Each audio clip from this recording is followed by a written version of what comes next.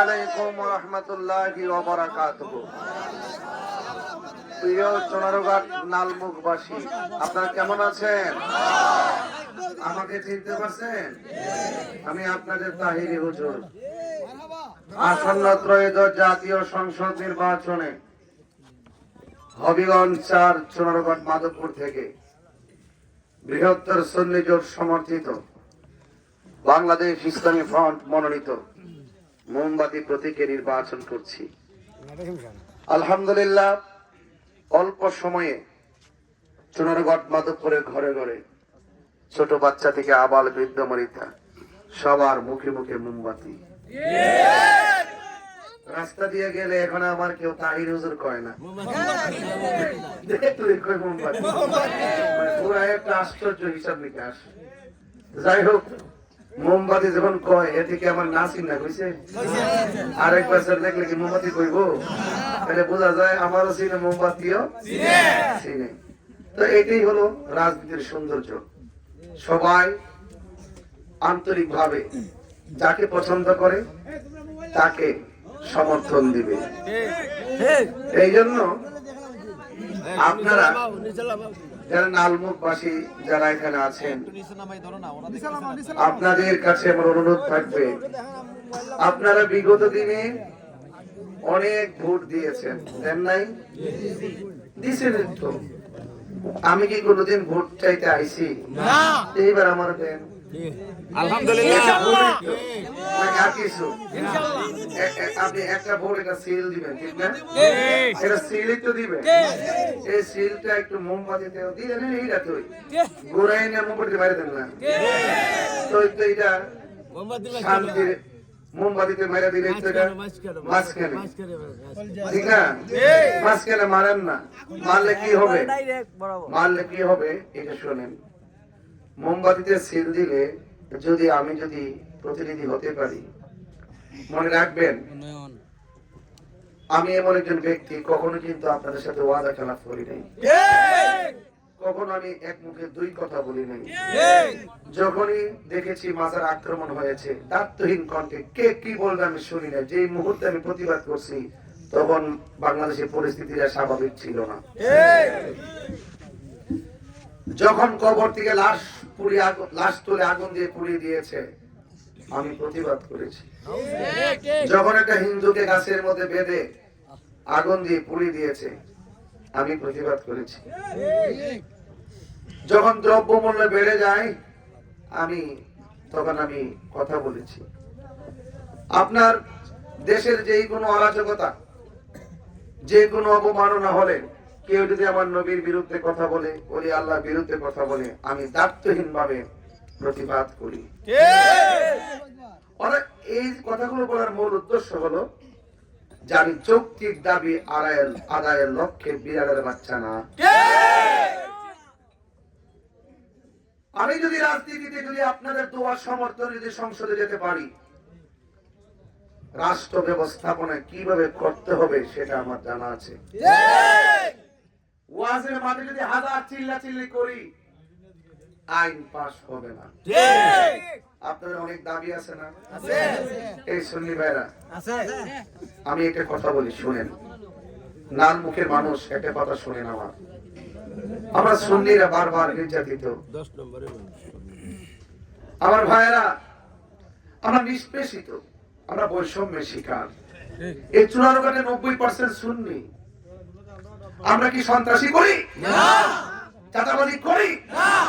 খুন ঘুম রক্ত নিয়ে রাজনীতি করি? না।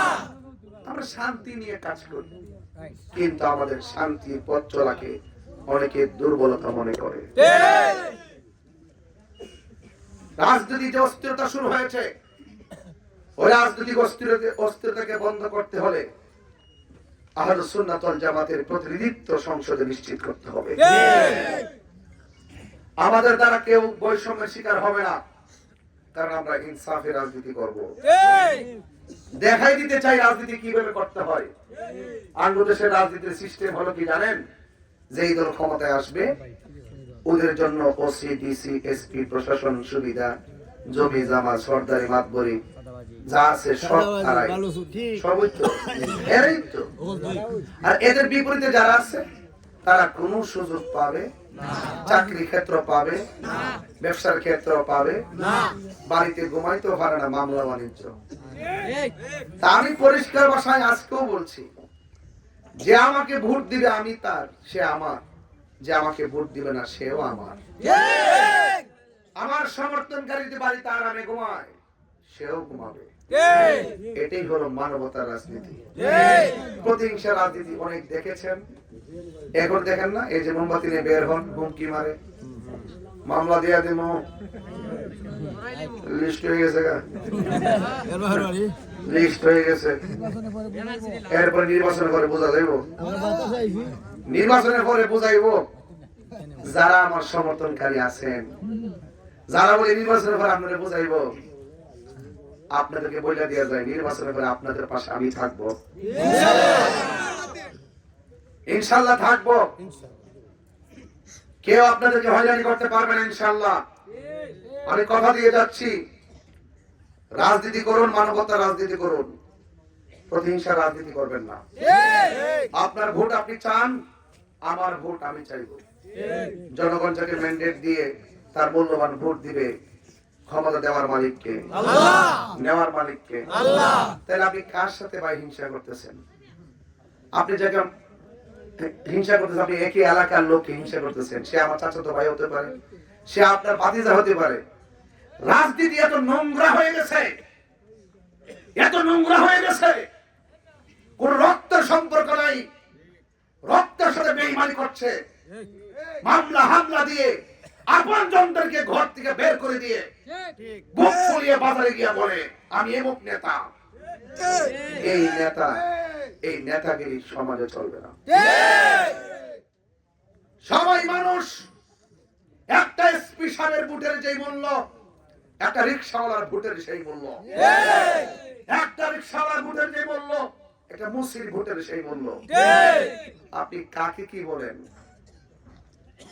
অনেকে বুকে টেনে নিতে অনেক ভাল লাগে, বুঝাইতে চাই আমি বক্তা হতে পারি।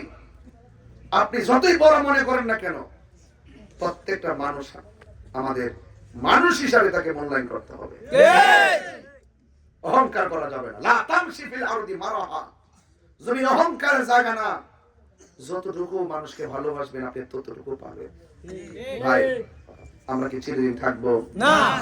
আমি যে রাত্রে দিন ঘুমাইতে পারতেছি না, আমি যে সকাল 7টা বের হই, রাত্রে 3:30 বাড়ি যাই, আমার চেহারা দেখে বুঝেন না যে আমি কত কষ্ট করতেছি। একমাত্র দেশের সার্বভৌমত্বের জন্য, একমাত্র ধর্মের জন্য, একমাত্র শান্তির জন্য, একমাত্র নিরাপত্তার জন্য, একমাত্র অধিকার হারা মানুষের মুখে হাসি ফুটিয়ে অধিকার ফিরিয়ে দেওয়ার জন্য, সকল বৈষম্যের দেয়াল ভেঙে দিয়ে সম্প্রীতির বাংলাদেশ গড়ার জন্য। একটা বার বানায় দেখেন আমারে, দেখেন আমি সংসদে কোন কিভাবে কথা বলি। অনেকে তো তেলবাজি করে কথা বলে, আমি তেলবাজি করে রাজনীতি করতাম না। আমি এমন ভাবে কথা বলবো যেন আমার কথায় যেন বিরোধী দল পর্যন্ত খুশি হয়ে যায়। অনেকে তো যার যার এমপি খুশি করতে কথা বলে, প্রাইম মিনিস্টারের কথা খুশি করতে কথা বলে। এই তেলের রাজনীতি, তৈলের রাজনীতি তাহিরি করবে না। তাহিরি রাজনীতি হলো দল মত, ফল মত, ধর্ম বর্ণ নির্বিশেষে সবাই এই দেশের নাগরিক, সবাই এই দেশে স্বাধীনভাবে বসবাস করবে। সবার সুখে হাসবো আমি, কাঁদবো সবার দুঃখে, নিজের খাবার বিলিয়ে দিব অনাহারের মুখে। এটাই হলো রাজনীতি। আর যদি বলেন রাজনীতি করতে অনেক টাকা পয়সার মালিক হয়ে যায়, আমি বলি এটা মিথ্যা কথা। যে টাকা পয়সার বেশি মালিক হয়ে যায়, যে কোটিপতি হয়ে যায়, সে দুর্নীতিবাজ, সে চাঁদাবাজ। রাজনীতি করলে তো দিতে দিতেই শেষ হয়ে যায়। যেই বাজেট আসবে সব আপনি দিয়ে দিবেন। আপনি বেতন পেলেন কত? আপনার বেতন 1 লাখ, বেতন পাবেন 70,000, বেতন 1,50,000, এর বাইরে তো কিছুই নেই। তাহলে আপনি এত কোটি টাকা বিদেশে হাজার কোটি টাকা পাচার করেছেন। কার টাকা পাচার করেছেন? এই জনগণের টাকা পাচার করে, জনগণের টাকা পাচার করেছেন। টাকা বিদেশ পাঠাই দে। আমি বলেছি যে যারা দুর্নীতি করে টাকা বিদেশ পাঠায়, দুইটা অত্যাচার করে। এক হলো আমার টাকা নিয়ে, আপনার টাকা নিয়ে মানে কোটিপতি হয়ে নিজের সেফ এক্সিটের জন্য বিদেশ পাঠাই দেয়। আর 2 নম্বর হলো তারা মনে মনে ভাবে যে কোনো একদিন তো আমাদেরকে ধরতে পারে, টাকাগুলা পাঠাই দেয়, দেশে তো রাখার সুযোগও নাই। তবে আমি আশা করি আপনারা যদি আমাকে মোমবাতি প্রতীকে ভোট দিয়ে চুনারঘাট মাধবপুর থেকে বিজয়ী করতে পারেন, ইনশাআল্লাহ কথা দিয়ে যাচ্ছি, আপনাদের যে বাজেট আমাকে নির্ধারণ করা হবে, এই বাজেট আমি বিলবোর্ড টানায় টানায়া দেখায়া গুন্যা লাইভের মাধ্যমে সরাসরি কার কতটুকু কে কতটুকু কাজ পাবে, এমপি সাহেব কতটুকু পাবে, এবং উপজেলা চেয়ারম্যান সাহেব কতটুকু আসছে, এবং পাশাপাশি এমপি মেম্বারের দায়িত্ব কি, চেয়ারম্যান দায়িত্ব কি, যার কাজগুলো ভাগ করে করে যতটুকু আছে ততটুকু পয় করে হিসাব বিল করে টানিয়ে দেওয়া হবে। শুনেন, খোয়াই নদীর উপরে নালমুখ, খোয়াই নদীর উপরে কাছুয়া ব্রিজ না, আমার জীবনে ভাই 22 বছর বাস করি না, আমি যে কতবার শুনছি ব্রিজের লাগে যে ফিতা টানাটানি হইছে।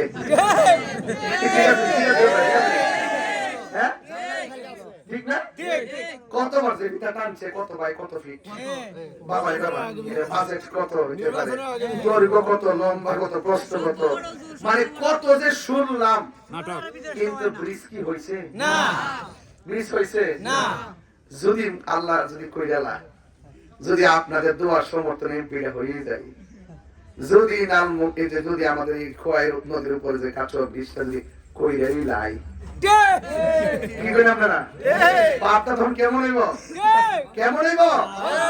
যদি আল্লাহ আমাকে দয়া করে, বড় আশ্বাস দিতাম না, ওই দিনও কইছি, আজকে কইয়া যায়, যারা বলে তাহির হিসাব কি করব কি করছে, আমিও কইয়া দিয়া যাই, আর এমপি হইলে না কি তা করতাম না, কইছি না তো, না ওই কি কিছু করন যাইব না, এরা বিরোধী বুঝে না, এর বাড়ি ব্রাহ্মণ বাড়ি, এত সংবিধানই বুঝে না, যে আমার বাড়ি ব্রাহ্মণ বাড়ি, এত সংবিধানই বুঝে না, সে তো সংবিধান লঙ্ঘন করছে, ওরে দূর ওরে আইনের আওতায় আনা দরকার, তাকে রাষ্ট্রদ্রোহ মামলা দেওয়া দরকার। যে ব্যক্তি সংবিধানের উপরে না যায় না, বৃদ্ধাঙ্গ দেখে কথা বলে, মানুষকে বিভ্রান্ত করে, এদের বিরুদ্ধে আইন দরকার আছে।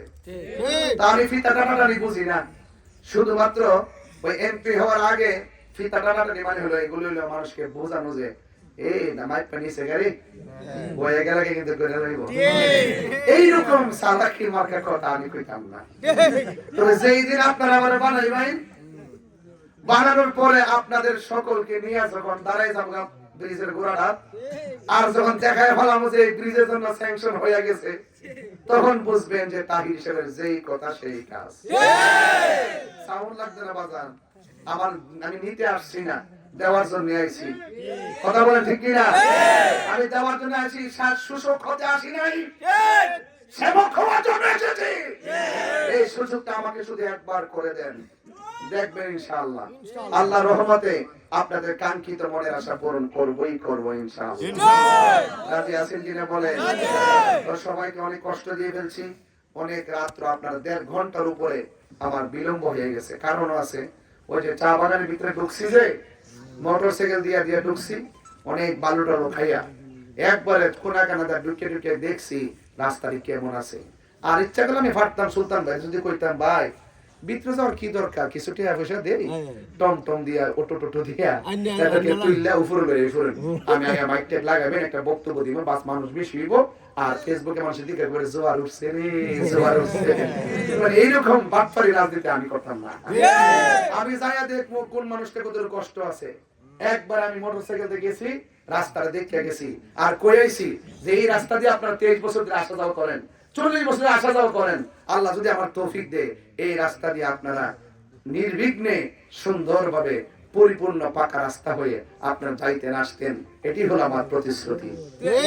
সব জায়গায় ঘোরার উদ্দেশ্য হলো সবার কষ্ট দেখার জন্য। এই কষ্টের আওয়াজ কানে পাইছি, আর এই আওয়াজটা আমার হৃদয়ে ধারণ করছি। এই আওয়াজটা যেন সংসদে যাওয়ার পরে যেন বাজে, বাজার পরেই আমি চা শ্রমিকদের হয়ে কথা বলবো, বাজার পরে আমি মেহনতি মানুষের পক্ষে কথা বলবো, বাজার পরে আমি রাস্তাঘাটের উন্নয়নের কথা বলবো। ইনশাআল্লাহ সব দুঃখ কষ্ট মুছে যাবে যদি ইনশাআল্লাহ আপনাদের দোয়ায় আমি যেতে পারি। আপনারা আমার জন্য দোয়া করবেন, আমিও আপনাদের জন্য দোয়া করি, আর দীর্ঘকাল আপনাদের কষ্ট দিয়েছি। অ্যাকচুয়ালি যে আমার ইচ্ছা ছিল না যে কষ্ট দেই, আমি পরিস্থিতির শিকার। আর আপনারা বলেন নির্বাচনের মনে একটা জিনিস, এক জায়গায় গেলে অনেক কথা বলতে হয়।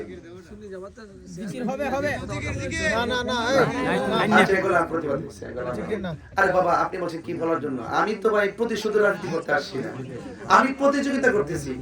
আরে মানুষের তো বলতেছে আমি কি করতাম, ঠিক আছে কিনা? আমি কি করতাম রে বেটা?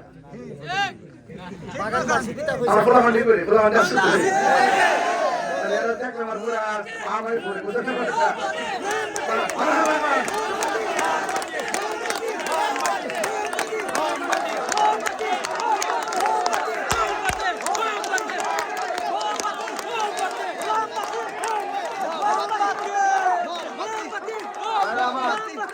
সবাই ভালো থাকবেন, সবাই সুস্থ থাকবেন। আর আপনাদের জন্য আমার অফুরন্ত ভালোবাসা দোয়া রইল। ইনশাআল্লাহ আপনারা এখন থেকে কি করবেন? দোয়া করতেছি। আপনারা এখন থেকে প্রতিদিন একটু ওয়ার্ক করবেন, বাড়ি বাড়ি যাবেন, মা বোনদেরকে আমার সালাম দিবেন। ইনশাআল্লাহ মোমবাতির মার্কেটারে এটা একটু দেখে রাখবেন। আজকে আমি এখানে ঢুকছি, আমার সামনে প্রোটেকশন, পিছনে প্রোটেক্ট, ডাইনে প্রোটেক্ট, বামে প্রোটেক্ট, আমার এমন ভাবে আনছে যে নাকি আমার শরীর টাচ না করে, এমন ভাবে আমার ভিতরে ঢুকাইছে। শরীরে লাগাইছ না, একবার কি একটা মানে পাহারা দিয়া দিয়ে আনছেন না, এটা কিন্তু সম্মান। এটা কি সম্মান? এটা দায়িত্ব। তো ঠিক এইভাবে মনে রাখবেন, নির্বাচনের দিন প্রত্যেকটা কেন্দ্র হলো তাহির হিসাব। এটারে পাহারা দল লাগবো, এটা কি দল লাগবো?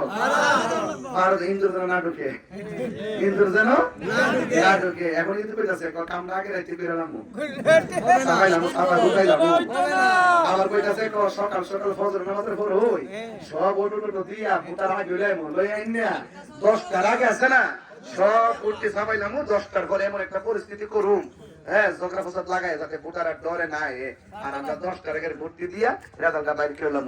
কত ধরনের চালাকি কিন্তু করতেছে। এই জন্য আপনাদেরকে সতর্ক থাকতে হবে। কি করতে হবে? সতর্ক থাকতে হবে। এরকম ভাবে আনবো আইনে একটা বিশৃঙ্খলা লাগাবো, তো আপনি যতই চালাকি করেন না কেন, লেভেল প্লেইং ফিল্ড ঠিক রাখার জন্য প্রশাসনিক ভাবে যা করার ইনশাআল্লাহ আপনাদের তাহির হুজুর তাই করবেন। ঠিক আছে তো? খুব ঠান্ডা মাথায় করবো, গরম ভাষায় না। এটা নির্বাচন রাজনীতি, আমি রাজনীতির ভাষায় কথা বলছি। আপনারা সবাই জনগণের আকাঙ্ক্ষা পূরণের জন্য নির্বিঘ্নে সুষ্ঠু অবাধ নিরপেক্ষ অংশগ্রহণমূলক নির্বাচন করবেন। কোন পেশি শক্তি দেখাবেন না, কোন আধিপত্য দেখাবেন না, যার যার ভোট চেয়ে দিবে। ঠিক এরকম রাজি আছেন তো সবাই? আপনারা আমার প্রতি কষ্ট নিয়েন না, আমি একটু দোয়া করছি, সবাই একটু দোয়া করেন। আল্লাহুম্মা আমিন।